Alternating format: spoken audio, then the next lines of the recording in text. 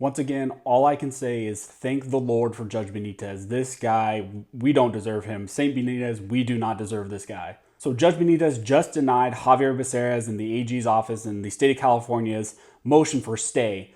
So if you're not aware, yesterday Judge Benitez issued his preliminary injunction saying that the California law which bans the importation of ammunition and the law that also requires background checks for ammunition, he said that those laws violated the Second Amendment, and he issued a preliminary injunction enjoining those laws and enjoining their effect and enjoining Javier Becerra and his goons from enforcing and penalizing anyone who did not comply with those statutes. And so this morning, as if they already had one loaded in the chamber, as if they were prepared for this, his office sought a motion for stay from Judge Benitez. And actually interesting, in their stay, what they said is they almost threatened Judge Benitez. They said, if you do not respond by 3 o'clock today, we are going to say that that is a denial of our motion for stay, and we are going to go to the Ninth Circuit. We're going to go cry to the Ninth Circuit and ask them to issue our stay because we are going to seek an interlocutory appeal in the Ninth. So similar to what they have done in Duncan v. Becerra, which is the Freedom Week case, they are going to seek an appeal in the Ninth Circuit, and they're going to seek an appeal on Judge Benitez's preliminary injunction in this case. So today we were all sitting around anxious, curious what exactly Judge Benitez was going to do. As many of you are familiar, in the Duncan v. Becerra case, the first case, Judge Benitez actually issued the stay pending the interlocutory appeal to the Ninth. So he granted the stay in that case. So we were all curious if he was going to grant the stay here, if he just wasn't going to respond, if Javier Becerra's office was going to go to the Ninth Circuit. And so what we actually got from Judge Benitez is he expressly denied their stay. So this is something to really celebrate because unlike what he did in the Duncan v. Becerra case, here he expressly denied the state of California's stay. And so I'll actually put a link to the order in the details if you want to look at it for yourself. But I'll just summarize real quick what exactly he said in his order denying the stay. So when a party is actually putting forward a motion for a stay or seeking a stay, there are 4 elements they have to meet. First is whether the state applicant has made a strong showing that he is likely to succeed on the merits. Number 2 is whether the applicant will be irreparably injured absent the stay. Number 3 is whether the issuance of the stay will substantially injure the other parties interested in the proceeding. And number 4 applies to the public interest. And these are kind of weighted things. They can weigh one more heavily than the other. The first 2 prongs can be weighed heavier. But real quick in summary, essentially what Judge Benitez says is you fail all 4 prongs. State of California AG's office, you haven't proved either one of these 4 prongs. Your statute, your language, the ammunition laws that you have put in place fail these 4 prongs, and therefore I'm going to expressly deny your stay. So this was a huge win for us. So for the first prong, he says that you have not shown that you have a likelihood of succeeding on the merits, because actually in his preliminary injunction, in his granting of the preliminary injunction, he actually said that the plaintiffs here, our side, had a likelihood of succeeding on the merits, not them. Second, he pretty much says that you will not suffer an irreparable harm.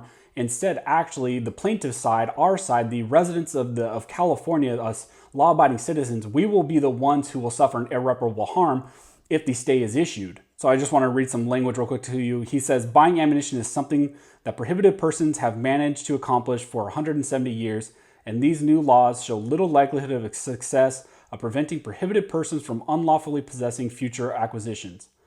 This court focuses on the 101,047 plus law-abiding, responsible citizens who have been completely blocked by the operation of these laws. Without an injunction, these law-abiding individuals have no legal way to acquire the ammunition which they enjoy the constitutional right of possession. These law-abiding individuals, whose numbers are vast, have no way to lawfully acquire ammunition to defend themselves, their families, and their homes. The injunction restores that right. So right here, he's just pretty much shooting down the state's irreparable harm language. So concerning the other 2 prongs, he says first, the third prong, it is proven that these laws severely burden the plaintiffs, but also law-abiding citizens in the state of California, which he put forward in the granting of the preliminary injunction. And so he has some beautiful language here, and he says, instead, the constitutional impingements on the Second Amendment rights that began immediately will continue if a stay is granted. Thus, the court cannot find the remaining 2 factors tip the scales in favor of a stay. A 16.4% error rate that deprives citizens the enjoyment of any constitutional right is offensive and unacceptable.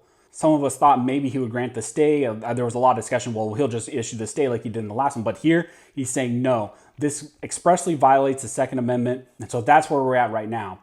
So according to what the AG's office said in their essential motion for the stay, they said if he didn't respond by 3, they were going to go to the Ninth Circuit, Well, he denied their stay, so they're still going to go to the Ninth Circuit. They're going to seek a stay from the Ninth Circuit, and they're going to seek a stay pending their interlocutory appeal to the Ninth Circuit. So they are going to seek an appeal with the Ninth. And so a lot of you will ask, well, what's the likelihood of the Ninth Circuit granting this stay? And I would say right now, we don't really know because the makeup of the Ninth Circuit is always shifting.